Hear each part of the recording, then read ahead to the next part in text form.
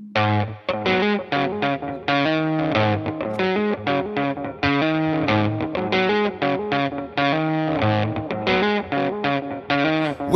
to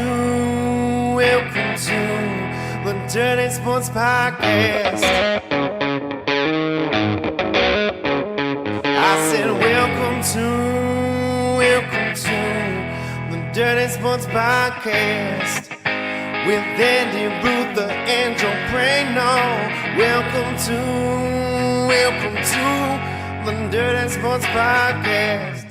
Welcome to the Dirty Sports Podcast. I'm your host, Andy Ruther, coming to you live from Cincinnati, Ohio, with my co-host from Port Hueneme, California, Joey No Chill Prano. Hello, Andy. Good morning. Morning. How we doing? We're doing great. Good. How you doing? Good. Doing it's the final countdown. Da-da-da-da. Da-da-da-da-da. I don't know what you're referencing right now. What? We have a C-section scheduled for Saturday. Oh, I was like, I don't know if we're talking about getting down to the end of the NFL season. I was like, it's only been wild card weekend. Yeah. Okay. C-section scheduled for what? Saturday morning. Seems like you guys should have just on Monday got through the games. Hey, not my call.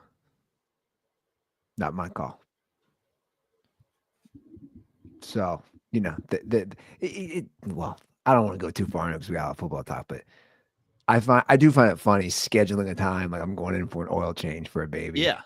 It's kind of interesting. I also do you would think that doctors are just like regular people. It's like, you guys trying to work on the weekend? Well, I think a lot of people are in the same boat, right? What do you mean? People a lot of people are trying to have kids, and if they're having a C-section, it's like, oh, we're full this day, or you can come in this day. I mean, seriously, it's like you're scheduling an oil change. So you pre-know your child's birthday. So what's your child's birthday? Well, you know, I mean, I'll be honest, like fingers crossed, everything goes well. It would be the 18th. Okay. It'd be the 18th. So, but yeah, fingers crossed. I'm on eggshells after some things we've been through, but yeah, man. So my last week when I dropped Isla off at daycare, I gave her a hug, and I was like, "You got 5 days left, being the only one." And she was like, "I ate poop." She's not a dog, unless she acts like one. That's hilarious. Yeah. So that's the countdown. But all right, I tell you what, I'm excited for the conversations at today's show based on how the playoffs have gone so far, because I think we got to make some changes on some of our opinions on some of these players. Ooh, okay.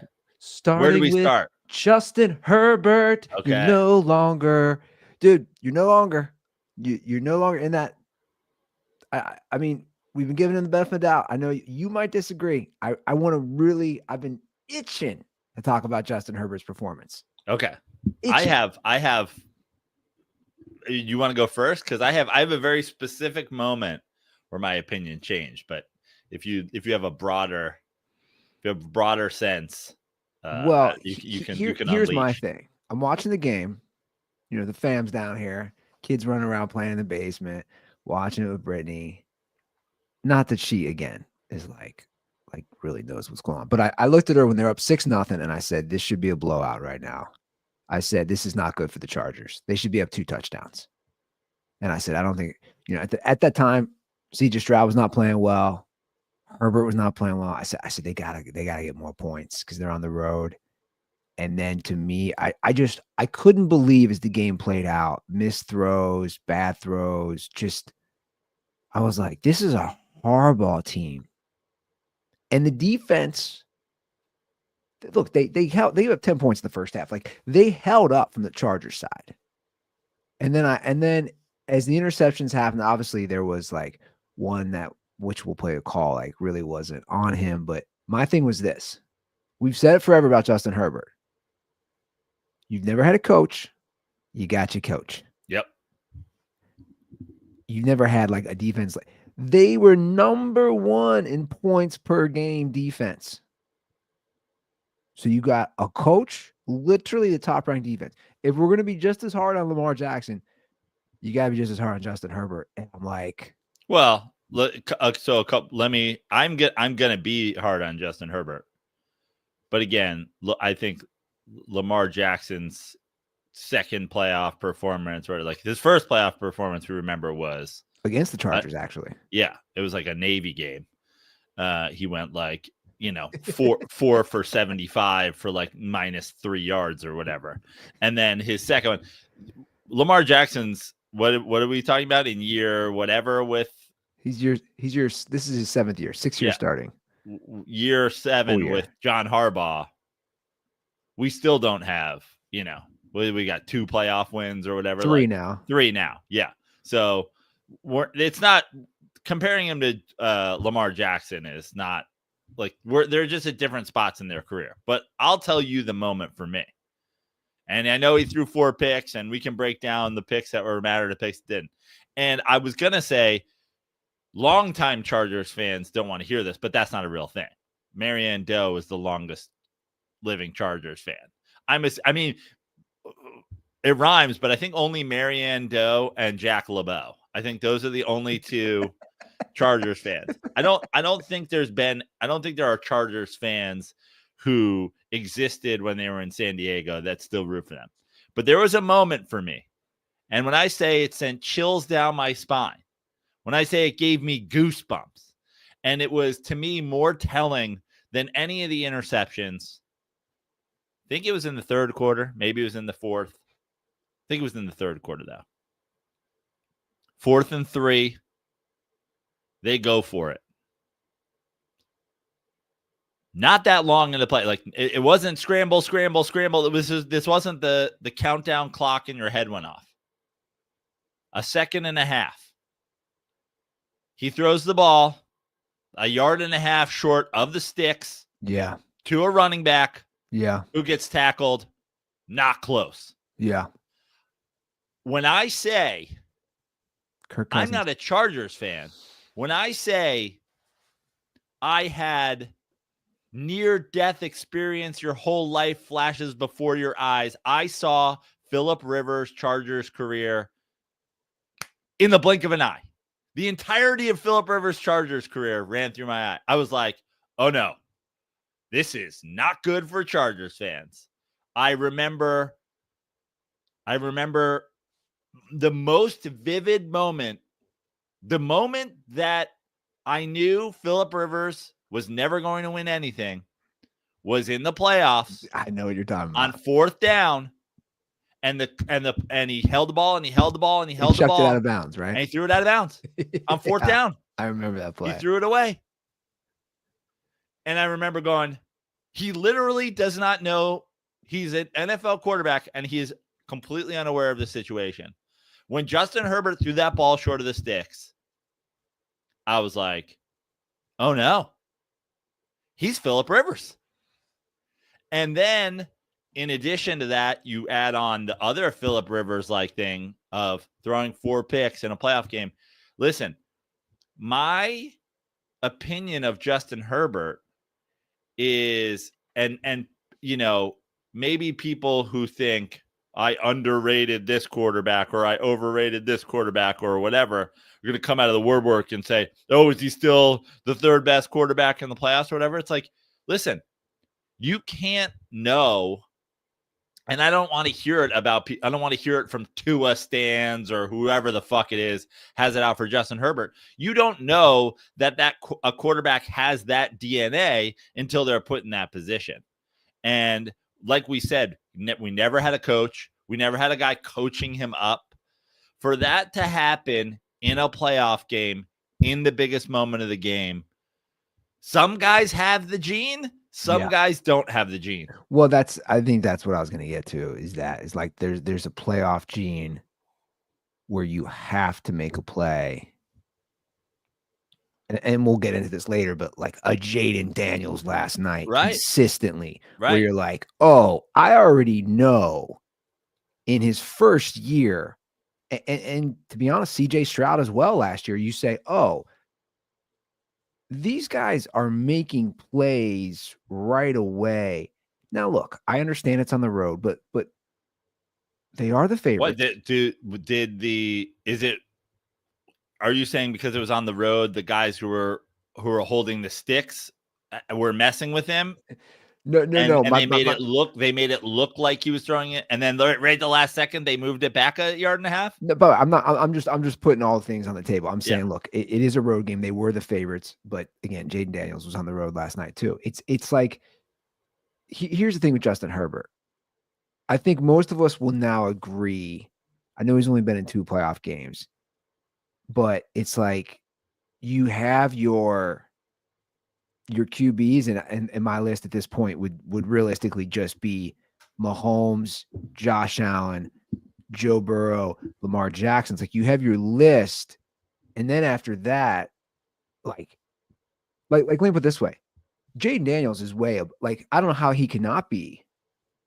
Well, I said that, didn't I? I said that when we ranked our playoff quarterbacks. But I mean, above Justin Herbert. Well, yeah, I didn't say that, but I mean, I said I had him. I think I had him 4th, and thank God I bailed on Andy Ruther for some of my gambling. If I didn't have Commanders money line last night, my gambling weekend would have been a nightmare. I was just like, I gotta Commanders money line. Yeah, listen, Justin Herbert has all the talent in the world. Yes. And I think I don't want to take Jim Harbaugh is a good coach, and I don't want to remove Jim Harbaugh from blame entirely. There's still some portion of the Chargers to me where it's like, we're going to play defense and we're going to run the ball and whatever. It's like, there's still a part of the skill set that Justin Herbert has that I swear to God, I don't understand, is his ability to drive the ball downfield, his ability to throw that 15, 20 yard in over the middle. Now, maybe Jim Harbaugh's going, he can't throw. He's going to overthrow that guy. He's going to underthrow that. He's going to throw a pick in a big game. And we'll get into Jalen Hurts' performance yesterday and how Nick Sirianni was essentially like, you're not allowed to throw the ball at all on 3rd down, especially. We'll get into that. But I just think that there's still some part of Justin Herbert that is like, they have under wraps. Maybe these coaches see that he can't be trusted to do that, but it feels like every time they do that, they move the ball in massive chunks. But when I say I legitimately had a Phillip Rivers flashback, and I was like, oh, the moment's too big for you. And listen, that's something that you can't know until you're there. Yeah. The moment was too big for, and it was Phillip Rivers-esque. Like they drafted Phillip Rivers again. Like, I mean, look, I'm surprised when I'm watching that game. I'm just going, are you serious? Even when they start getting behind, you go, okay, they're going to make a push. They're going to keep this close. And I'm a big fan at this point when I watch these games of body language. And for me, and again, maybe I'm reading too much into this. It's like I see the glazed look almost on Herbert's face. Now, he took full accountability after the game, but you're right. It is Phillip Rivers-esque. And Harbaugh, he was so geeked on Herbert. Everything he said this year, every interview, he's never had a quarterback like this, all those things, he really buttered him up. And then you just lay an egg. Again, the game was there. And conversely, how about that second half that Stroud and their offense has? Yeah. And it's like we all slept on them because they ended the year on a total skid, but it's like, and they've been mediocre the entire season. They've been mediocre since they started 5-1. But that's my point is we forget D'Amico Ryans. Was he coach of the year last year? It's like, he puts together a defense. They won a playoff game last year. Stroud looked good. He looked great with his legs when he had to. It's like, But if also you're, you say the second half is like short field. yes, Defense that didn't get a break. Defense that didn't get a break. Like it compounds itself, and that's why the thing is like the it's really not a matter of the picks. Again, I'll say that fourth down throw to me, I put more on that fourth down throw than all the picks combined, than all the picks he's thrown in his career combined, because that tells me you don't have it. You don't have that. You don't have it. You're not hardwired to go like, this is the moment. This is what I need to do. Like if you're not saying to yourself before that play, I have to get it first. why? Yeah. Like I tweeted it yesterday. If I was a owner of an NFL team on fourth down, if we threw it short of the sticks, I would fire my head coach. I would fire the GM that hired my head coach, and I would trade my quarterback to the Browns so he could spend the rest of his life in hell. Well, you saw it in the Broncos game too. Yeah, that's when I tweeted it. Yeah, that when they and you saw Sean Payton going absolutely bonkers on the sideline. Yeah, it's the same thing. Look, playoffs are a different animal. We all know this for all the sports. Playoffs are a different animal, and there is a mental game. There's a huge, that's a huge component, whether you have it or you don't. The truth is, listen, Dan Marino's playoff fucking rating is like in the 60s. Everybody wants to talk about the most underrated quarterback. It's like, it's all well and good, but like, what did you do in the moment? Yeah, some guys lay an egg. And again, it's like, you and I know this. You only get so many chances, too, because it's so hard. So he's made the playoffs twice in 5 years. Now, look, I think they'll be fine as far as regular season because they do have a good coach, and they'll make the playoffs. But like, you and I both, we were eyeing a Chiefs Chargers second round. Ooh, that has potential. Just overlooking the Texans. And I'm sure we all know the Chiefs love the outcome of that game. Yeah. Yeah. Now they get the Texans at home, who they just whooped their ass recently.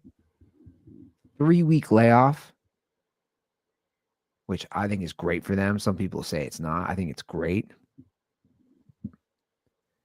Look. Some people will be like, I'm sure Texans fans are like, oh, they love it. They love that they got the way better team. And it's like, well, they love that they don't have to play a team that they've played twice already this year with a head coach who, you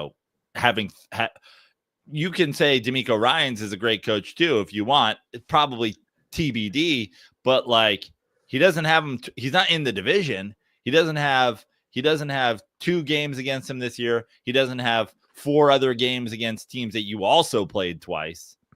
Yeah. So yeah, the Chiefs are ecstatic about that. Also, the Chiefs are just ecstatic that they still don't have to play the Bengals. Bro. Every day the Chiefs wake up. They're like, still no Bengals. Patrick Mahomes wakes up in a cold sweat. He's like, did the Bengals get in? And they're like, no, Bengals still didn't get in. You're good. Oh God. Thought I might have to play the Bengals. Don't even get me started. You know how you always talked about setting up down in Venice, the table, like LeBron is better than Kobe. Yeah. What would it say? Convince me I'm wrong or something? Prove me wrong, yeah. I need to do that in Cincinnati everywhere. Yeah. Like, the Bengals are a dumpster fire franchise. Stop acting like if they were in the dude, because I trust me, I saw that. Oh, if they were they're not in the playoffs because they could win 10 games. Yeah. It's like, but anyway, I don't want to talk about that because you're losers and you're not in the playoffs. The night game though, from their division. What's happening to the Steelers, man? The offense is one thing. The Ravens literally ran right down their throat. They ran 13 straight times on one drive and said, stop us. Yeah. Well, listen, that's why the Ravens are going to be tough to beat. But conversely, you just can't win a Super Bowl unless you're going to have those big moments. You're going to have those Justin Herbert 4th and 3. What are you going to do? You're going to have those moments where you need to move the ball, where that somebody comes up and stops the run. So let's see. But listen, when you say what's happened to the Steelers, it's weird because how long has it been since the Steelers won a playoff game? 2016. Yeah. So here's my thing on that. They just need to mutually part ways. Tomlin and the Steelers. Tomlin, I think, will get scooped up instantly. Maybe kind of like an Andy Reid situation. He'd been there long enough. They had some success. Now, they didn't win a title, obviously, in Philly when he was there, but he finds... Oh, yeah, I forgot. Yeah, the genius Howie Roseman, whose first move was firing a coach who's now in the middle of a dynasty. He's a genius, guys. He's a genius. Well... He's a genius like Matt Nagy's an offensive genius, and Bill O'Brien's a quarterback guru. You're fired. Cool. I'm going to start a dynasty. Bye. That's what I think. I just think you need to mutually part ways. I still think I know Tomlin is such an interesting people. Or just get a quarterback. Yeah. Yeah. Well, they need that, but because we need to talk like I'd like somebody. Is there a stat muse? Is there an AI that can do this? I haven't figured out that. There's Russell Wilson has to have. He's played long enough. No one else. It's like the Derek Jeter defensive run saved thing. It's like no one will ever break that record because no one will ever be bad enough and be allowed to play long enough. Russell Wilson has to have the most under 50-yard first halves in NFL history, right? Because it's like, yeah, sure. There's guys who never had more than 50 yards in the first half, but they were like gone after a season or gone too. Like Nathan Peterman's like, I've never thrown for 50 yards and a half. And it's like, but you're out of football. Is there any quarterback that's played like a decade or more that puts up 12 under 50-yard first halves every season? Just every season. He's like 6 for 12 for 39 yards in the first half. And then they go into prevent mode and then he throws for 200 yards in the second half and they still lose. And everybody's like, his numbers, though, you can't beat him. Well, I knew they didn't stand a chance because obviously the Ravens just control the clock. I think the Steelers hit the ball 3 times in the first half. And it's like, dude, you got to put up some points because if you don't, like that happened. You're down 21-0 and you're not coming back from that. At one point in the game, who called that game? At one point, they were like, Steelers just not going away. I was like, are you drunk, dude? Steelers didn't go. You can't go away if you've never been here. That was Al Michaels and Kirk Herbert. Just Steelers just hanging around. I was like, Steelers didn't even show up. How are they hanging around? Yeah, you need a quarterback now. But to go back to Tomlin real quick. I mean, he had Ben. Now, I'm saying he had been all those years. Oh, listen. I'm just playing devil's advocate. You can go like we have Mike Tomlin overrated rants on this show. I mean, you got to be going back 10, probably before their last playoff win.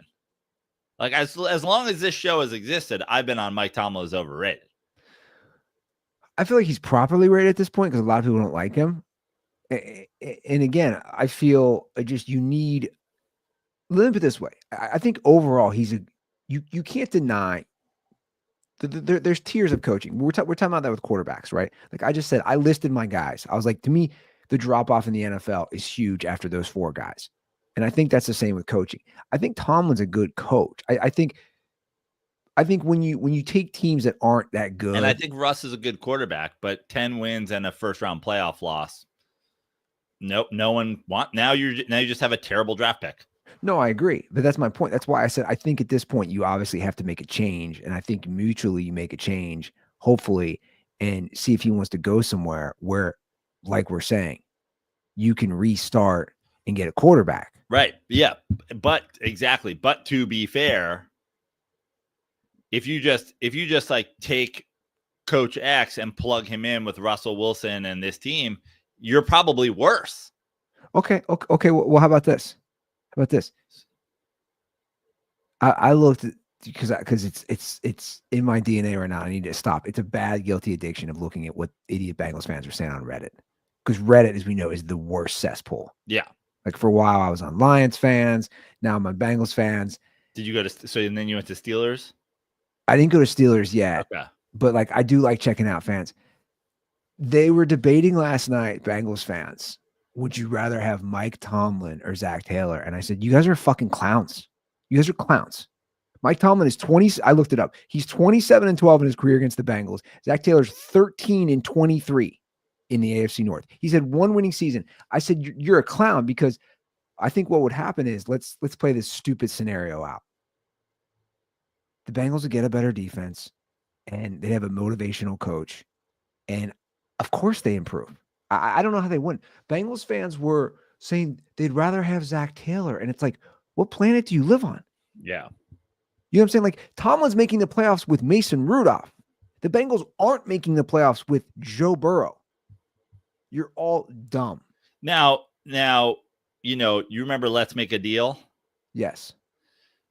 If I was on Let's Make a Deal, let's say I was a Bengals fan. Let's say I was cosplaying as a Bengals fan. I got a bowl of chili in front of me. I'm sunburned because the sun doesn't go down until 9:45 p.m. I got, I don't know what else. I got a pocket full of Applebee's gift cards. I'm just fucking rocking and rolling, right? And then they're like, door number 1, Zach Taylor.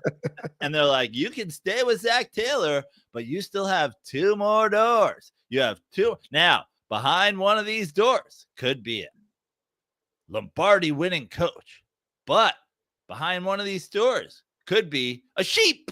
And I'd be like, fuck, I'm going to open another door, Jim. And he's like, behind door number 2 is Mike Tomlin. I'm like, oh man, Mike Tomlin's been killing us in division forever. They're like, all right, Joe, you can have Zach Taylor, you can have Mike Tomlin, or you can have door number 3, which again could be a farm animal, or it could be Pete Carroll. I'd be like, you know what? I think I'm going to go with door number 3. Like, I think sight unseen, I would go with Coach X over Tomlin or Zach Taylor. Look, I'm agreeing. In that situation, I agree with you. I agree with you. All I'm saying is I think Tomlin, I'm also curious of, like, you talk about you don't know until they're there. I'd be curious to see him in a new situation if it works out. I think the Steelers as an organization, obviously, they have 6 Lombardis as a history. It's like their goal, unlike I think some organizations, their goal is to win a Super Bowl, and that's what their fans expect. Their fans' bar is this high, as it should be. So going one and done in the playoffs, like we're saying, or dragging a shitty team without a quarterback to the playoffs, cool. It doesn't do anything. It actually hurts. So I just think they need to move. But here's the thing. I won't agree with Tomlin's trash. Like, there's a lot of bad takes, in my opinion, of like he's a shit coach, and I'm like, oh, okay, like that's just not true. That's just not back statistically. You need a quarterback. Like to Harbaugh's credit, to kind of go to the Ravens now, he was kind of floundering a little in those later Flacco years. People forget. He made the tough call. Probably not the easiest call. His Super Bowl MVP winning quarterback. He benches him. He puts in Lamar. They've had great success, at least in the regular season. And here they are again. Lamar's probably going to win the MVP since he was first team All-Pro. It's the same voters. So you have Lamar, who's probably going to be a 3-time MVP. And I mean, I don't know about you, but I am stoked. This week is going to be interesting because you have 2 teams, the Bills and the Ravens, who literally in their first game just said, we're going to run the ball. We're going to run the ball, and we're going to play defense. And they're on a collision course. And the 2 front runners for MVP, it's just so many great storylines here. Well, that was my big swing and a miss for the weekend. I mean, that's what I get for, I guess, backing the black or the white Mike Tomlin and Sean Payton. That's what I get for putting 31-year-old Bo Nix By the way, and speaking of Reddit, somebody is not happy about the Bo Nix age jokes. Somebody well, left it let me just say something because somebody else DM'd me about it. because Jaden Daniels and him are the same age. Guess what, guys? I don't watch college football, and I certainly don't watch Arizona State college football. So I'm aware of Jaden Daniels from his time on LSU. I'm also aware from Bo Nix's 3 years at Auburn, 4 years at Oregon, 7 years at San Diego State, and 11 years at Indiana. So, yeah, pardon me for not knowing. Also, They're jokes. yeah. Also, they're not only are they jokes, but Jaden Daniels is still playing and Bo Nix isn't because Jaden Daniels is significantly better than Bo Nix. So just like for all the rookie offensive MVP, for all they're the same age, for all the eat shit and die. Jaden Daniels takes shits that are better than Bo Nix. Despite Bo Nix playing in 17 BCS bowl games. Despite Bo Nix playing during the BCS bowl era. I mean, great. Honestly, props to Bo Nix for an incredible performance playing against Tommy Frazier in the Rose Bowl back in the day. Yes, we got another Tommy Frazier reference. I love But it. eat shit and die. I don't give a but honestly, now I'm even more mad about it because I backed Bo Nix to play well, and he took a fucking steaming dump on the field. He threw short of the sticks on 4th down. Yeah. So he threw short of the Knicks. Yeah, I mean, look, I agree with you. When You they got to be scored, smarter than that. You're Bo Nix. You played 700 college football games. You're throwing short of the sticks. You graduated high school in 94. You don't know where the fucking sticks are? when they scored right away, I was you're probably like me. I was like, okay, because we both thought, I go, this is gonna be a game. I think they're gonna cover. Yeah, although the one thing was, and you know this about me, my theory. I have a theory about first drive. I have a theory about the scripted first drive. I never like a too crisp scripted first drive because I'm like, oh shit, is that the only thing they did all week? Is cosplay their first drive? Yeah, that's true. Whereas the Bills, they know their DNA, right? Like we're saying, they're just okay. We're gonna run the ball. Josh Allen will make plays when he has to with his arm, and we're gonna trust our defense.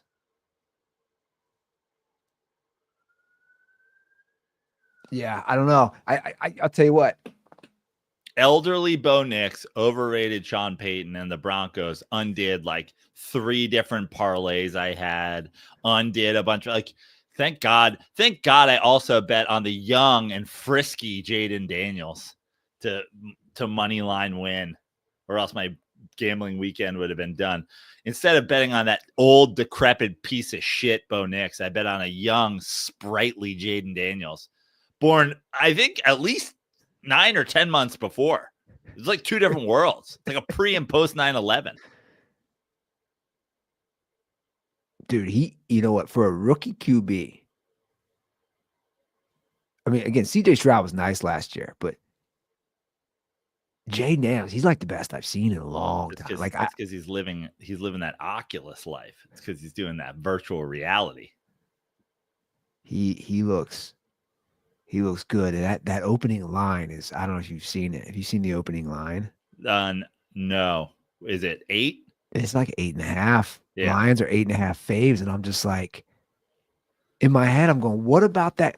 What? And I understand the 1 seed, but I go, what about that game makes them like that? Seems like a huge spread for me. Yeah, I guess the one, I don't know, counter to that would be both teams are gonna score a bunch of points, and like it could be a 14-point close game. Yeah. Well, my prediction of the Lions not winning a playoff game, I don't think looks as good now, because in my head, I was figuring they would play the Rams or the Vikings.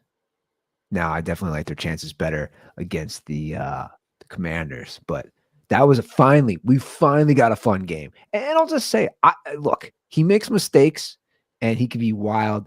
I think Baker Mayfield's fun to watch. Yeah, of course he's fun to watch. Dude, when he trucked Bobby Wagner, yeah, I just, there were obviously some major mess ups on snaps. He had to play the game with 2 dislocated shoulders after that, but like it was a cool moment.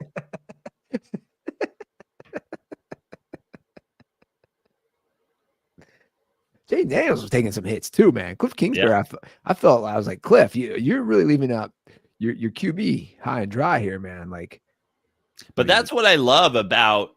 Listen, that the Jaden Daniels situation, and it's different from the Lamar Jackson situation, and it's different from the Josh Allen situation, is whatever. It's like they really limited his hits this year. They did, and now it's like cool. In the playoffs, anything goes. You do what you got to do to win. I've always said that. It's like if you need your quarterback to run to win, you're in a bad situation. But also, come playoff time, like who gives a fuck? Now you don't want to put him in a position where you potentially get him hurt before a next round game or anything like that. But you're the 7 seed or the 6 seed Washington Commanders. Yeah, you're the 6 seed Washington Commanders. Like the whole bag of tricks is available to you.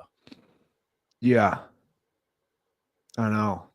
Yeah, that's a good point. I was thinking that too, watching. I was like, okay, they've limited his hits. He's getting lit up this game, but he's tough to bring down. That final first down that he got, where he knew where the sticks were, unlike Herbert, and he knew he had to get there. And the best part was that the defender on the Bucs reached for him. I couldn't stop laughing, and he got his towel, and he was. I don't know if you saw. He was holding on to his towel. As the cartoon thing where it's like.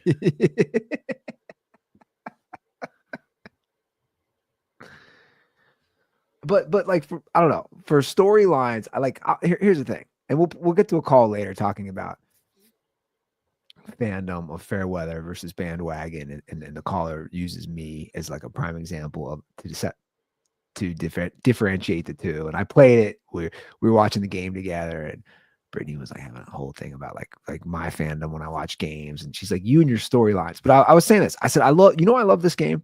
You have the rookie of the year that nobody foresaw failing, and then you have Jaden Daniels, who's completely turned around a franchise. They hadn't won a playoff game in damn near 20 years, and then you have Baker Mayfield, which they haven't won a playoff game since Bo Nix enrolled at Auburn.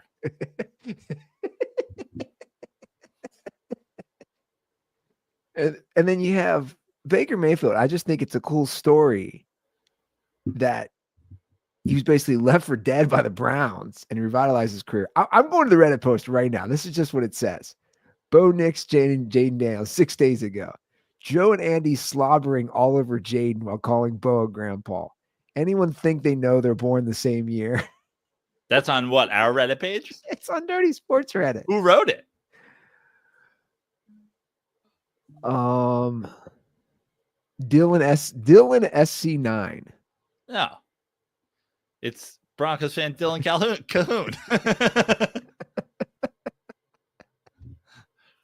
Who tweeted like 4 weeks ago that Bo Nix is the rookie of the year.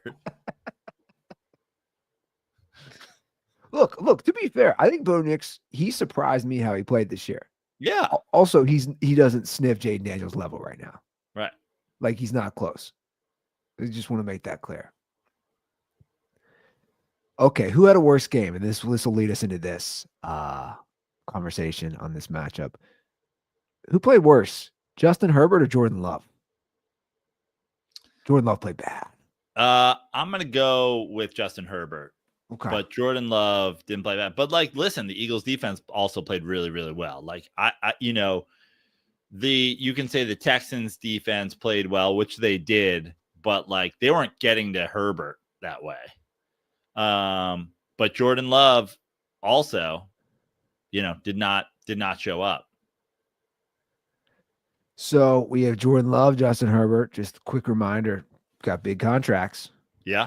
Now, look, to be fair, Jordan Love last year looked great against the Cowboys in the playoffs, then looked pretty damn good against the Niners in a close, second round game they lose. But I'm just saying, talk about it like real quick. These playing these quarterbacks a lot of money who haven't achieved much, whether it's postseason or let's say like an MVP or whatever it is. I think they're going to start tapping the brakes a little, maybe. I don't know on paying these guys. But that game, again, played out differently than I expected. I thought the Packers would keep it closer. Eagles D is legit, man. I know you're going to be critical of Jalen Hurts. I mean, I would argue that there's not even anything to be critical of. Shout out to our boy Keenan Soto, who sent me this. I mean, I was watching it and I was saying the same thing that I was saying about Russ all those years post Legion of Boom in the playoffs, which is like, my God, they're not fucking, like, he's just not doing shit, especially on third down. But Eagles have been uber conservative on 3rd and pass today. Some called plays and some Hurts checks at the line, but 3rd and 5, QB draw, running back swing, RPO, 3rd and 10, middle screen, 3rd and 12, give, 3rd and 13, actual drop back leads to Hurts scramble, 3rd and 19, handoff, 3rd and 13, speed option, 0 for 6.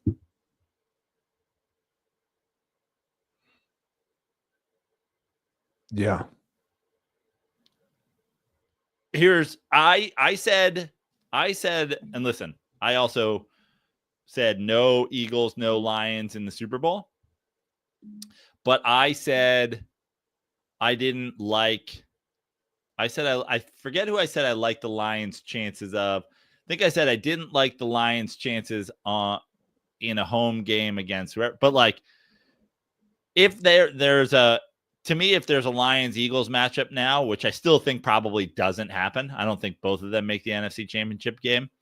But if there is, like, I don't see that offense keeping up. Like, Jalen Hurts, like, I took that tweet and I quote tweeted it and I said, again, and this is what I said about Lamar Jackson in the game where they ran QB off tackle for a 2-point conversion to win the game.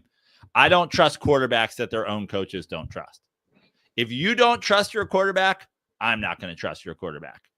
I don't trust Jalen Hurts because my eyes tell me not to trust Jalen Hurts and because Nick Sirianni tells me not to trust Jalen Hurts. Now, what did I say going into this game? I said, especially with Christian Watson out, that the Eagles probably can and probably do win this game, and they do it on the back of Saquon Barkley. And I believe in Lamar Jackson a lot more than I believe in Jalen Hurts, but Lamar Jackson and the Ravens look a lot different this year because they have Derrick Henry. I do not believe in Jalen Hurts. The end. Well, what do you believe in this? I can't get over this. This is the funniest shit I've ever seen. What is going on right here? AJ Brown reading a book on the bench. Have you ever seen anything like this? I mean, he's open to the same page LeBron is, right?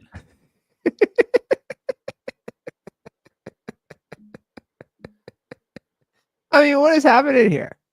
People accuse LeBron James of doing that shit so that people like notice in the locker room and whatever. Doing it on the bench, like you had to have a fucking equipment guy bring it to the field? Well, look, I think they both do it so people will notice. Now he said, I don't have this video, but AJ Brown said, and I think he's full of shit. I need confirmation to prove that he's telling me the truth. AJ Brown said in the interview after the game that he always has the book on the bench and that he's surprised the cameras finally caught it. And I'm thinking, dude, it's a reality TV you're show. 30 pages into this book. Yeah. How many games? What, you were reading 2 pages a week? But also, it's a reality TV show. It's basically the NFL. Like, they have cameras everywhere.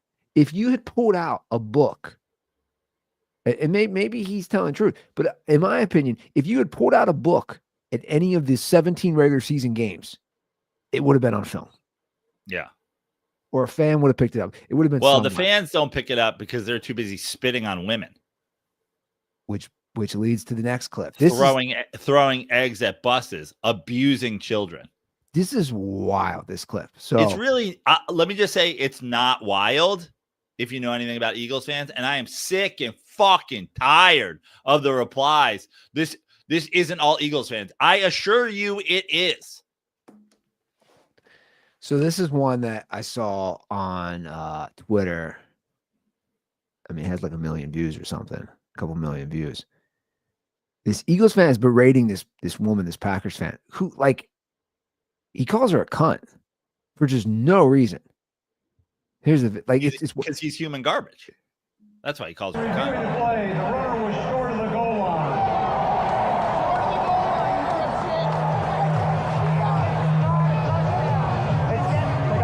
They got one more yard though. They're close.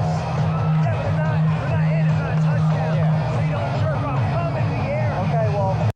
I mean, he calls her cunt. He's talking about jerking off in the air. Like, yeah. So the guy says to him, Philadelphia is human garbage. The whole city. That guy's the nicest Eagles fan that's ever existed.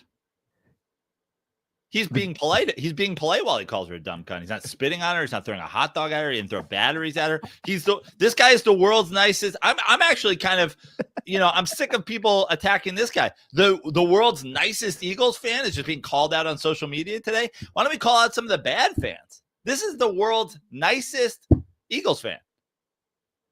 The guy says about this is his wife. He's like, don't call her a dumb cunt.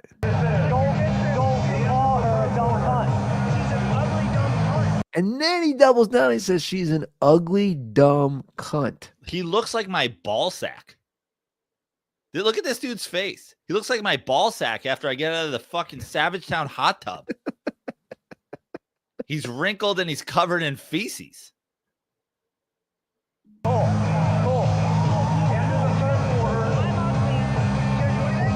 And then he says, "You're gonna do anything, dude? You're a grown man. You're trying to fight somebody? I'm gonna wait for you to die in 15 minutes in a pile of Yingling gas station sandwiches. You old fuck." Dude, imagine me and that guy, dude. You live in Philadelphia, and you can only afford fucking upper deck. You just been living in the upper deck your whole life. Ask for a pay raise at the fucking Wawa, dude. Ask for a pay raise at the dairy you work at. Shoveling horseshit. Eagles fans are the worst. I just love that he says you're going to do anything. So now he tells him to shut the fuck up and watch the game. It's like, dude, you started it. Yeah. You totally started it, you idiot. They're the worst. They're the worst. How long have I been on this, Andy? Remember when they were assaulting Vikings players a couple years ago? Remember when they were assaulting fucking 49ers fans at the game? Remember when there was like, they're the worst people ever. If you root for the Philadelphia Eagles, you're a piece of shit. Blanket statement, 100% of people. And you know why? I say this all the time about cops and people go, oh, one bad apple. No, that's not how it works. If you don't call these people out, you are just as big of a piece of shit. If you let fucking cops do terrible shit and you just go, oh, no, it's not my problem, you're a piece of shit. I posted on Twitter. Go to my Twitter right now. The fucking piece of shit asshole from the world's worst fucking fan bases sports thing, John Kincaid, is not only is he saying this guy doesn't represent all Eagles, but he puts a whole post up yesterday about Matt LaFleur saying their bus was sitting out. He goes, never happened. You're lying. You're lying. And I called you out for being a liar, and I posted proof of you being a liar, and you responded to 700 other people, but not me. When you lie to defend your fan base, you are a part of the problem. Every single Eagles fan that doesn't go on TV, that doesn't go on the radio, that doesn't go on Twitter and say, Eagles fans as a whole are piece of shit assholes. And I wish there was more like me who lives in the 5% than the people who live in the 95% and call people cunts and throw eggs at fucking buses and throw batteries at our own players and scream the N-word. 99.99999% of Eagles fans are human garbage. And until the 0.00001% say, yes, as a whole, we are garbage, then you are also assholes. The 50,000 Eagles fans that exist in the world that are like, I'm a good person. No, you're not, because you don't call this shit out. And I'm not talking about calling out this one guy and go, this is unacceptable behavior. No, what's unacceptable behavior is that the whole stadium is doing this all the time. Eagles fans and Philadelphia fans as a whole are the world's biggest pieces of shit. And if it's the one thing I ever do with this platform, I will stay on that. You're all fucking garbage, and you all fucking deny being garbage. The comments under the video that I just played, which by the way has 5.8 million views. The guy who posted it, that was his fiance. He wants to get to the bottom of. He's like, who is this guy? Like, let's find out who he is. I don't know if they've gotten to the bottom of it, but there's definitely a lot of like, we're not all like this. And it's like, one bad apple doesn't mean we're all. Yes, it does. It's literally what it means. I mean, here's my thing. You're friends with Philly. We know Philly people. And they're garbage. I mean, you got friends. Yeah, and they're garbage. I've sat in their home and watched them scream, break his leg at the TV. I've watched them scream it. I've watched normal people with wives and children put on an Eagles jersey and scream, break their legs at the TV. They root for injury. They say horrible shit about other teams. They're nasty. Dude, an Eagles fan, I'm at work yesterday watching the game on my computer, getting just a barrage of texts because, again, I'm a Giants fan and they're insecure. But I was like, bro, text other Eagles fans.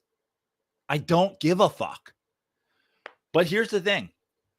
As a whole, it is so much closer to the truth to say 100% of Eagles fans are pure human shit than it is to say, don't judge us by our half of us that are bad. No, it's way closer to 100% than it is to 50%. And I can assure you one thing, it is way closer to 100% than it is to this is just a few bad apples. This is every fucking piece of shit. Every Philadelphia Eagles fan has one of these pieces of shit in their family or becomes this piece of shit when they're at the game or when they're watching a game.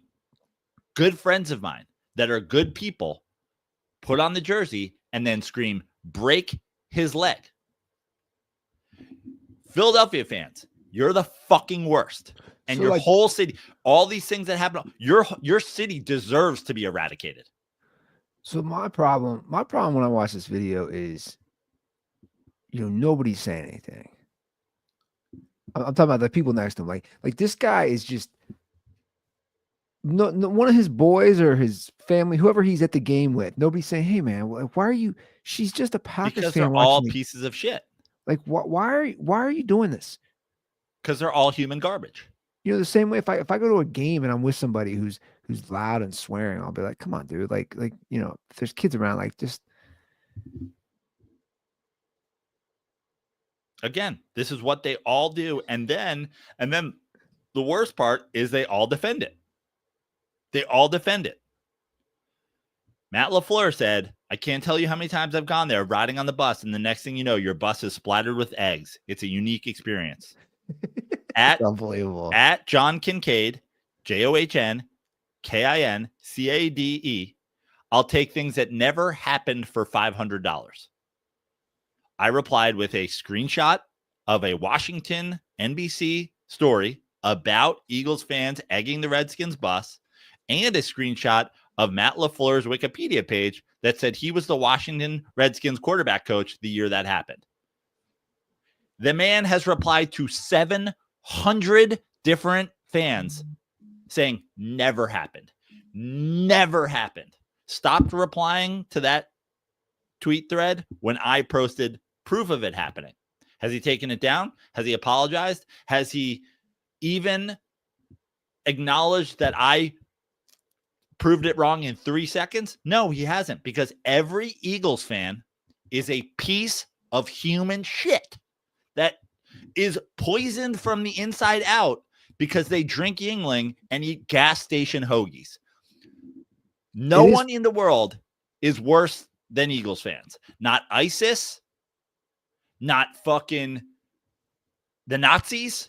The one is worse than Eagles fans. The responses are real interesting. I'm looking at his tweet now that you said. It is funny that like he doesn't realize he was obviously an assistant for years, like you're pointing out, because his rationale is how many times have the Packers played at Philly, and it's like, yeah, dude, he hasn't been a coach of the Packers that long. Also, he coached for years before he got that position, so he's been to your stadium a bunch. Also, that woman's been there one time, and she was called a cunt the second she walked in. Because I don't give a fuck who you are. I don't give a fuck if you're a fucking priest that does charity work. If you root for the Eagles, you are human shit. And the reason is you haven't bailed. If you don't spend every single day saying we're human shit and we need to stop this, then get fucked. I'm a priest, but I haven't molested anybody. Cool. You're fucking just as bad. I'm a cop, but I never shot a black guy. Cool. You're just as bad. If you exist in the system and you don't say anything about it, you're just as bad. Every single living Philadelphia Eagles fan is human garbage who deserves an early death. I'm going through the comments here. It is fascinating to see. If anybody wants, my tweet is up. I have posted proof. Any dirtballs that want to make sure that they reply to mine and tag John Kincaid and be like, why have you not replied to this? That would be great. Hey, John, here's proof. Well, you probably figured that out within what, a couple minutes on Google? 3 minutes. Yeah. Here's what I did. I read a bunch of people saying, how many times does he even play there? Yeah, that's what I'm saying. That's what I'm looking at right now. And so what I did, this was my process. This is how long it took me. Matt LaFleur, Wikipedia, open it, look through his coaching history. I was like, ooh, Redskins, division rival. Okay. Then I went, close tab, new page, Google, Redskins, Eagles, bus, eggs. Article popped up. I wish it was 3 minutes. It was more like a minute and 15 seconds. I Wikipedia'd Matt LaFleur's resume, saw Redskins, Googled Redskins, eggs, Eagles. First story that pops up. Washington, NBC. Eagles fans throw eggs at thing. It's like, it's not just verifiable that happened. It's easily verifiable. So what John Kincaid is doing is everything that Eagles fans do. They lie about how big of a piece of shit they are, even though it's obvious and everywhere. And instead of taking responsibility for it, instead of saying 99.9% of us are human shit, they say it's never happened. We've never spit on kids. Put in Eagles fan spits on Saints kid.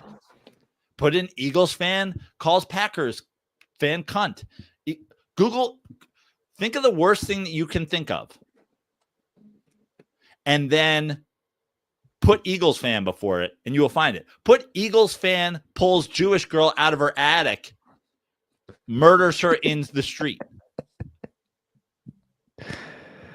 Oh, man. So who did they play? The winner of tonight's game? Yes. Who do you think they won? They want the Vikings, right? Now, a lot's happened since you and I discussed that game or previewed that game. It's in Arizona now. Which, you know the whole fucking thing with that too, right? They're playing at State Farm Insurance. That's unbelievable. Dude, it's unbelievable. It's unbelievable. It is unbelievable. They're playing at a stadium of the insurance company that dropped all the homeowners insurance. Empty fire hydrant stadium was unavailable, so they have to play it at State Farm. It's unbelievable. I also still don't understand why they moved that game at all. There's no fire down there. You're either going to go to, like, if you were in LA, you're either going to go to the game or you're not going to go to the game. So now, like, Like, who's going to this game? Well, that's why I was bringing it up. I was like, obviously the lines changed in favor of the Vikings. Obviously, that favors the Vikings. Now the Rams. Now, who knows how many Rams players were affected by the fires to begin with? But it doesn't affect them any less to have to get on a plane. Yeah, that's true. Then I don't know if you know where SoFi is. It's right next to LAX. Yeah. Now, if you're a Taylor Swift fan, you wouldn't think that because she flew from one to the other once. That's true. She flew from LAX to Hawthorne Airport, so she. I sent you the video. She flew from LAX to Hawthorne, so she could be closer to SoFi. But which by the way is insane, dude. That I don't think people realize. Like, she took a flight from LAX to Hawthorne. Is insane. It's the equivalent of flying from the Smut Studio to my apartment. Like, it would be me taking a private jet from my apartment to the Smut Studio for an episode of Dirty Sports. She's the world's biggest individual climate terrorist. Anyway, that's neither here nor there. Yeah. Okay. So, by the way, fun fact, just to put a little bow on this, Eagles fan. Anyway, Taylor Swift's an Eagles fan. Obviously, she correct. can't show it now, but okay. Correct. Taylor Swift's an Eagles fan. Correct.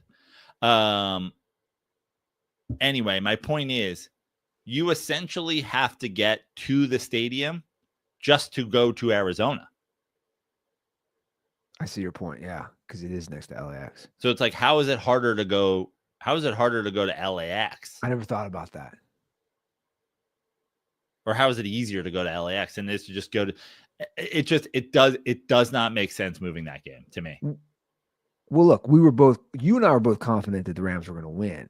Yeah. I'm wavering on that a little now. Well, and what's unfair really is, again, we've talked about the Rams fans, Chargers fans, LA fans in general, the moving of teams, the moving back of teams. The Rams have done a decent job getting a fan base together in the last couple of years with the Coliseum, with the Super Bowl, with all the things. Like, I've been to Rams games at SoFi, and you get a pretty good Rams. It's not a Chargers game where it's like it's the majority. When I went to a Chargers Giants game, it was like 50-50. You go to a Rams, I went to the Rams, well, it depends who they're playing. Rams, right. Rams, Niners, you get right. It might be 50-50. But my point is, Rams fans, you don't have a LA Rams fan who lives in Chicago.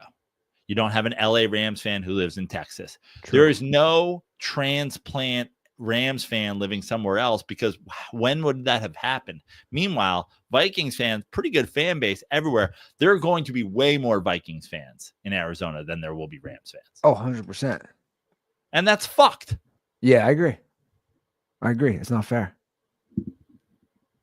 It's not fair at all. Now, I still think Rams win that game. Yeah. I don't know. I'm like 50-50. Let me play a call.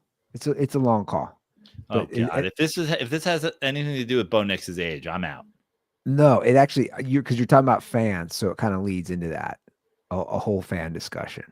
So let's just play it. Hello, Andy. Hello, Joe. Adam Lane, #1 Indiana Dirtball, back with another installment of the Gruden Grinder of the week, the Gear Grinder, I should say. This week it is fair weather fans. Now, let me make one thing clear. There's a difference between a fair weather fan and a bandwagon fan. There's nothing wrong with being a bandwagon fan. I would maybe consider Andy Ruther to be a bandwagon fan. Likes Pete Carroll, Russell Wilson, kind of roots for the Seahawks. Russ and the Legion of Boom and Pete Carroll all leave. Andy maybe doesn't really care about the Seahawks anymore. No harm, no foul. The Rams are the local team, doing well. Andy kind of jumps on the Rams bandwagon, moves back to Cincinnati, doesn't really care about the Rams anymore. No worries. We love you for it. The fair weather fan is who we don't like. I'm going to give you an example of, I live here in Indiana, obviously. And there's one guy I know from work. I've known this guy for 2 years. And in one calendar year, I'll go through the fair weather fandom. NBA playoffs come around. Pacers are doing really well. This man comes He was tweeting to me every work day. every single day, dressed to the nines in his Pacers gear, talking about how we're going to win the whole thing. If you scroll back far enough in his Facebook, you can find him wearing a LeBron James Heat jersey. Later on, the Detroit Tigers go to the ALCS. He comes in wearing a Tigers hat every day. I said, buddy, you don't even like baseball. He said, yeah, I know, but the Tigers are my team. Now, today, he comes in decked out in Notre Dame gear. I said, buddy, I've known you for 2 years. I've never heard you talk about Notre Dame football.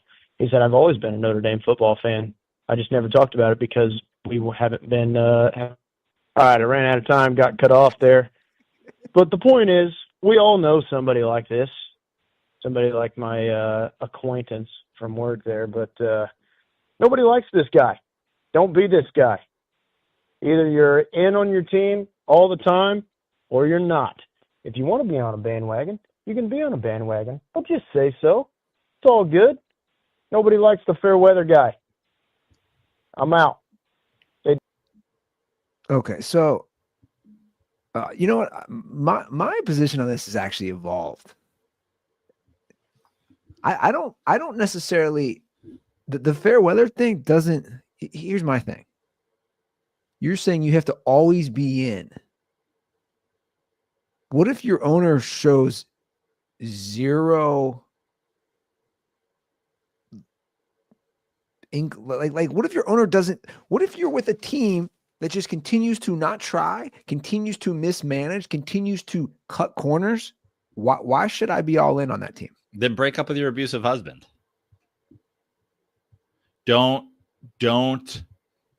celebrate them when your abusive husband That's fair. is doing dry January and not drinking, and you're like, and you post on Instagram like, couldn't live without hubby.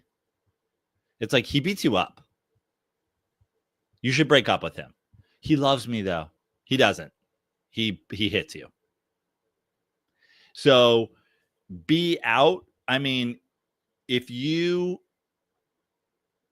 go again, one of my favorite things about how long we've been doing Dirty Sports right now is you can go back and catch our takes from 2014.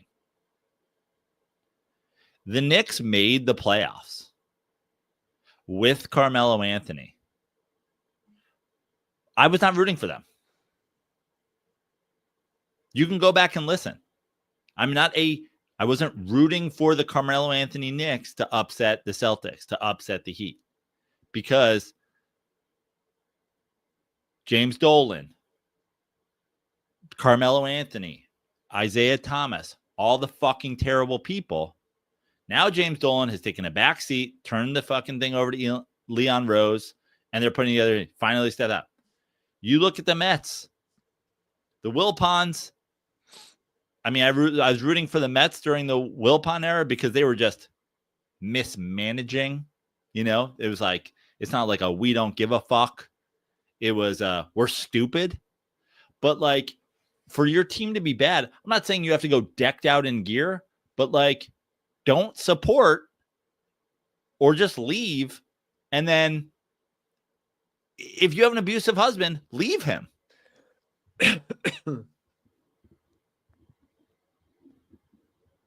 I guess my thing is like, well, first of all, like, I know a lot of it's tongue in cheek, but like, at this point, I am just. It's fun. I put a different. Listen. Well, it's fine. So let me put it this way: like when I put that call last night, we were watching the game, we were in bed, and Brittany just goes. She goes, "Dude, it's crazy. I've known you for over 3 years now." She goes, you don't have a team." She goes, you don't have an NFL team. She goes, you literally watch these games. You start talking, I like this QB. I like this coach. And I'm like, that's kind of how I am at this point. Like, you can say I'm all in the Bengals, but I'm not. I the truth is, guys, when I run social media and do things for Gold Star and they have a marketing sponsorship with Bengals, yeah, I want them to do well because it's part of my job. But like, they don't have that anymore. So like, I like Joe Burrow. I like watching him play. I like watching Jamar Chase. You know what I'm saying? I like good players, just like last night. I like good players, but I will never be all in.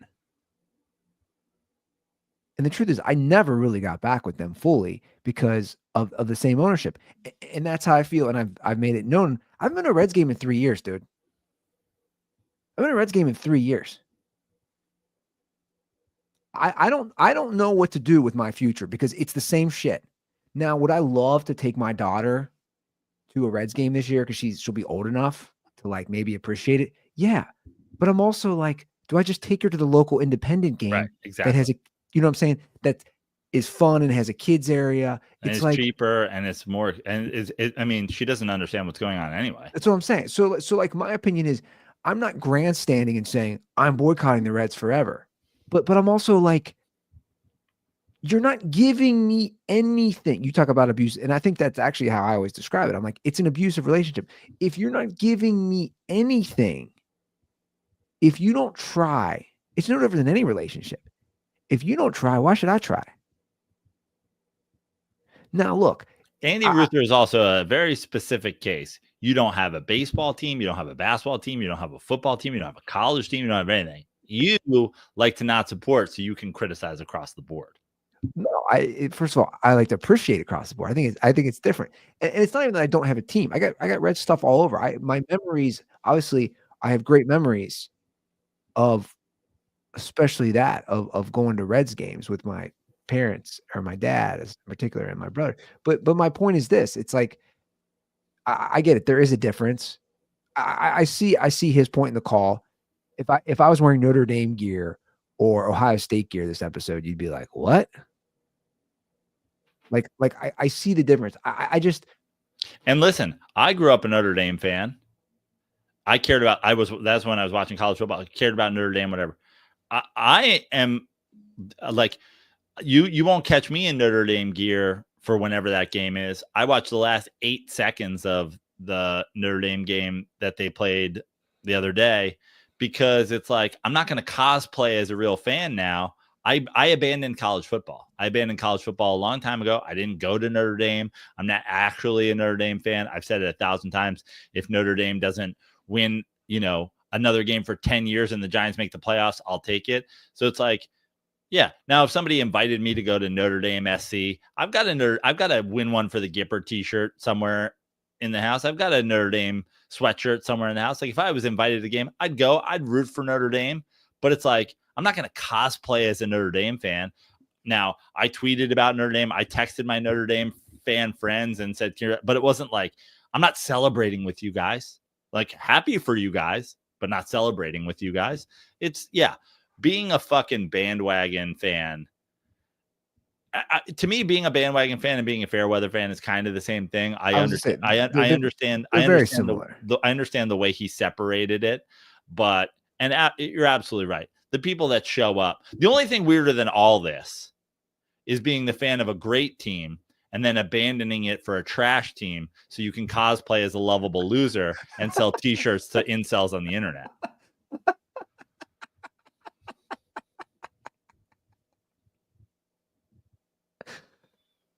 Shots fired. And like having a social media team put together photoshops of a young you sitting there in a Jim McMahon jersey, pretending that you were a Bears fan at 8. That didn't happen, did it? I don't know. Did it? What is it? Would it be like, you're like, did it? I'm like, I don't know. Probably. So here's my thing with fandom at this stage of my sports career, like my sports rooting career, my interest. I actually find fans who refuse to critique their teams or their owners or their managers or their players, to me, you're the worst. Like take our boy fellow fans again. Let's talk about the Eagles fans or the other fans in your fan base. Yeah, like take our boy Justin Wood. Justin's gonna be a ride or die Bengals fan, but he's also realistic. You know what I'm saying? Like I get that. Like Justin understands. If you go to Q's, you can sit there and listen to Justin screaming about the Bengals, being very critical of the Bengals. But that's what I'm saying. You just got to show up to Q's on Wilshire. Whereas, like, I got buddies here, or these douchebags on social media. Their go-to always is when you like are critical, they'll say, "Oh, cool '90s narrative, cool '90s Bengals are cheap narrative," and I'm like, I don't '90s. Do you drive by the 71 or 75 and see the bubble? Do you see Jamar Chase and T. Higgins walking on the concrete in their cleats to go to practice? It's not a '90s narrative. This is the same thing. If you go under that video of the Eagles fans calling a woman a cunt yesterday. Yeah, I was looking at it Let right me now. guess. Oh, we also yelled at Santa Claus. That happened in the 60s, bro. Oh, okay. We threw eggs at the Redskins. That was in 2013, dude. That was over 10 years ago. Okay, we called this woman a cunt yesterday. That was over 12 hours ago, dog. No, exactly. I get it. We called Ryan Howard the N-word. It was 10 years ago. Let it go. Yeah, exactly. It's like that's where my issue is with fan bases now. When you're not critical or you can't call out mistakes. I think it's like I don't know if you've ever had a restaurant or a place you like and it starts to go downhill. I think it's I think it's very similar. Like where you're in denial at first, you're like, they're not as good as they used to be, but you still keep going and you almost refuse to give it up. It's just, I don't know. Like people are like that with bands, with comedians, Yes. with movies, with directors, with whatever. With whatever. It's like you're a ride or die. And it's like, dude, I can say when a fucking U2 album isn't that good. Yeah. I can say when this fucking movie let me down. I can say when, this shit happened, but like people just be like, no, they're just changing their way you don't fucking like. And it's like, yeah. Or this restaurant sucks now. Yeah. They're resting on their laurels. They're not trying as hard as they used to. And whatever the case may be. Well, again, I mean, to kind of bring it back, like we talk about Tomlin and the Steelers, like that's a prime example of like, I wouldn't have blind loyalty and say, hey, this is the reality. We're not winning when it matters. And we had a nice run. It's time to move on. But yeah, the undying loyalty of just like, I always appreciated the fans who were like, hey, man, I don't expect us to win. We're kind of a dumpster fire, but I'm rooting for them. You're like, cool. I respect that. I totally respect that. But the defensive, again, that's a like, and the Eagles was a good analogy too of like that's a narrative. It's like, well, it's still a narrative. Yeah. Let me guess. We cheered when Michael Irvin broke his neck on the field. It was 25 years ago, dude. Let me guess. We spit on a 9-year-old in a Saints jersey. It was 5 years ago, man. Sorry. We punched a girl in the face and broke her nose. It was yesterday. Quit living in the past. Oh, man. Do you have time for one more call? Yeah, let's go. Okay. I forgot what our deal was. I got a 9:15 hard out. Okay. All right, give us a call, guys. 310-359-8365. Here's another call. Hey, boys. John in the 218. Just finished watching the Chargers-Texans playoff match. And the interception that went through McConkey's hands, Herbert's going to get tagged for that, but obviously not his fault. He threw it right where he should have, arguably. And so, we've seen this before, where statistically the quarterback kind of takes a hit for really the wide receiver's error, whoever's throwing it to. So my question is, in tennis, which I know does not get talked about on the show unless a Chinese female gets raped and kidnapped by her government. But in tennis, they have a statistic, unforced error, which the statistician basically decides, the player should not have made an error in this situation. It's a pretty big one in tennis. So why can't that be the case in the NFL, at least with regards to interceptions? Obviously, it never has been, and so that's probably argument number one. But who gives a fuck about that?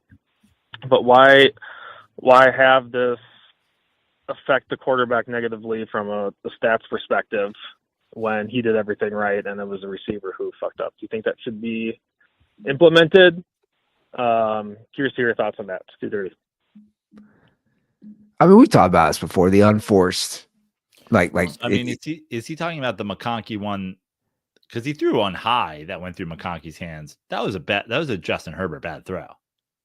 I don't know. You guys, full disclosure, once that game got out of control, I started like. I know he had a drop. There's a couple dropped ones, but there was one that was through McConkey's hands. That was, I mean, it was up here. It was over the middle.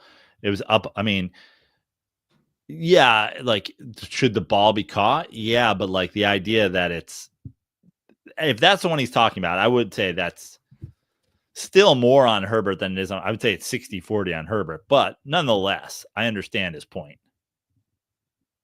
I mean, look, it does suck. I mean, you see this. It does suck that like a drop pass that goes right into the DB's hands or whatever is an INT on the QB. But conversely, when Jalen Hurts throws a swing pass to Saquon Barkley and he goes 75 yards, I'd say it evens out. He gets, my point is, he gets 75-yard touchdown pass. Listen, touchdown. I think it happens all the time. I mean, a great example, like then there's like, statistically it's hard to do, because how about Jordan Love's interception yesterday on the long pass down the sideline of Darius Slay? Like, great play by Slay to make that, but like, I'm going to put that at least 50% on the receiver.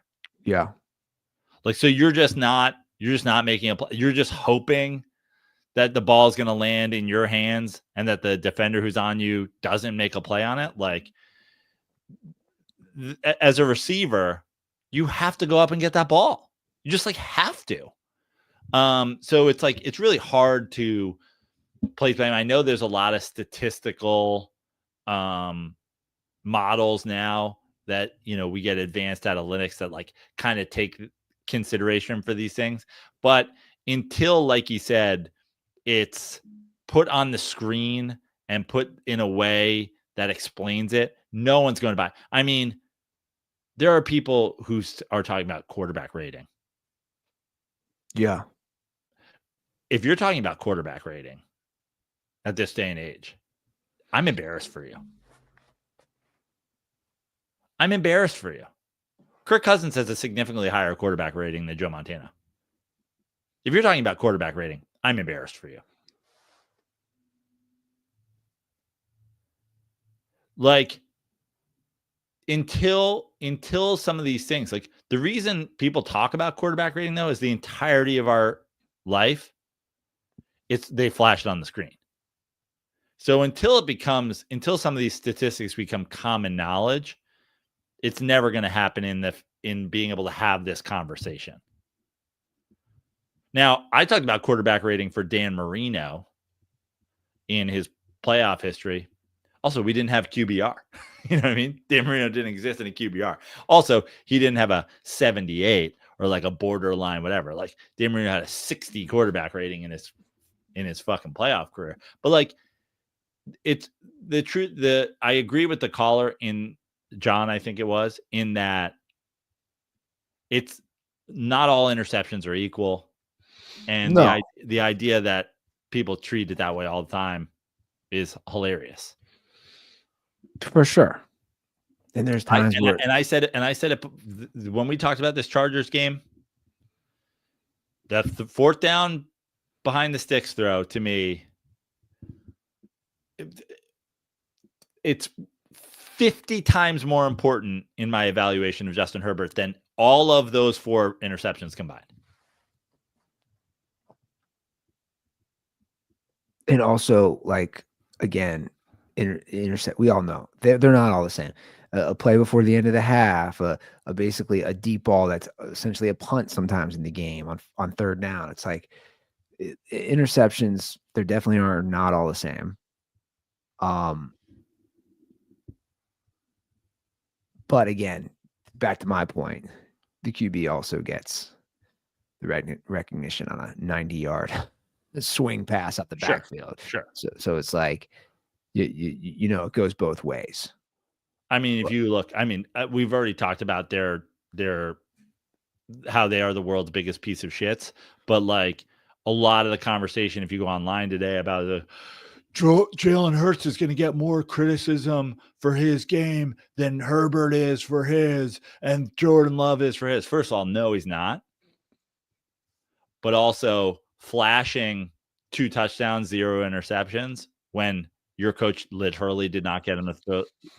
He didn't allow him to throw the ball on 3rd down. What percentage of Justin Herbert's interceptions came on 3rd down? What percentage of Jordan Love interceptions in that game came on 3rd down?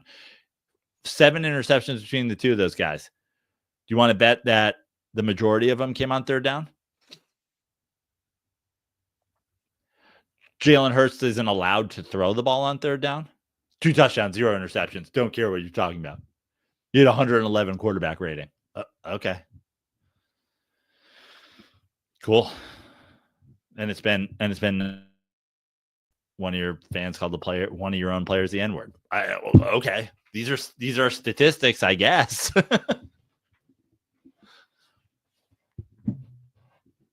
Well, as we head into the next week, I couldn't tell us I was just excited for divisional round with this Ravens-Bills game. Ravens-Bills is going to be exciting. The Lions Commanders will be fun for sure. Shout out to Commanders Bucks for also going under. Thank God for the Commanders Bucks game. But for me, it's like, who poses the biggest threat to the Chiefs? Who can beat the Chiefs? Who do you think poses the biggest threat to the Chiefs? The winner of the Ravens-Bills game? Oh, without a doubt. In the whole league. I was just thinking AFC at that point. Who poses the biggest threat to the Chiefs winning the Super Bowl? Yeah, I think those two teams still. Yeah. Because again, if they can control the ball with running it, and the Ravens defense has kind of really stepped up their game to, you know. So with their D stepping it up, it's just like I have no clue who I would pick. It's a push. I think Buffalo is a 1-point favorite. Yeah. I don't know. I mean, I'm sure you guys have picked up on. I've really enjoyed watching Lamar Jackson play this year. I've really enjoyed watching Derrick Henry play this year. And same. But here's the thing. Lamar, I mean, again, it's the playoffs, but he was hobbling a little, like he's taking some hits. I don't understand. That's another thing I don't understand. Dude, they had control of that game and they were still running him. I know. Like, I don't understand it. It makes me angry on his behalf. It makes me think like there's part of me that's like, do you value him as like a human being? Do you value him as like your quarterback? Do you value like it makes me mad for him. And I'm not like the world's I have no ill will toward Lamar Jackson in any way. I don't love, his game because of stuff like that. But like also, what are you doing? Why are you doing it? I honestly, on 3rd and 3 in a game that you're up 14 points or whatever, or 21 points or whatever, I'd rather punt on 3rd down than run my quarterback. I'd rather punt on 3rd down than run my quarterback. You have 0% chance to win the Super Bowl without Lamar Jackson. 0. You have negative chance. Stop running the dude when it doesn't matter. Do you agree that either the Bills or the Ravens are the biggest threat? Yeah. The Chiefs to win the Super Bowl? I presented that to you. Yeah, I just wasn't sure. If you asked me the question. I didn't know if you agreed with it. Yeah.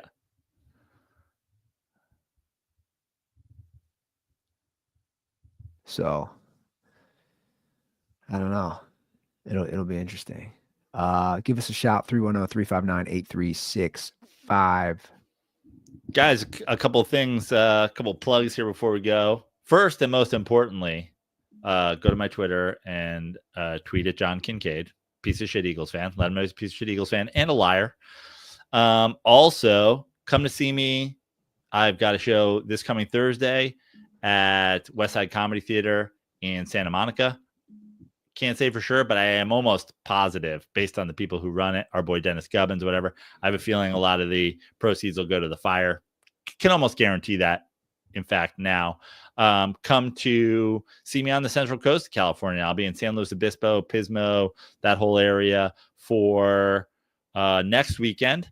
And then the following weekend, January 31st, I will be at Last Best Comedy in Bozeman, Montana. Going to be there. Going to be doing some skiing. Be doing some football watching. So come out and see me in Bozeman, Montana. One of my favorite clubs in the whole country. Last Best Comedy in Bozeman. Cool. All right, guys, that's our show. We'll see you on Friday. Have a great week. And as always, stay dirty.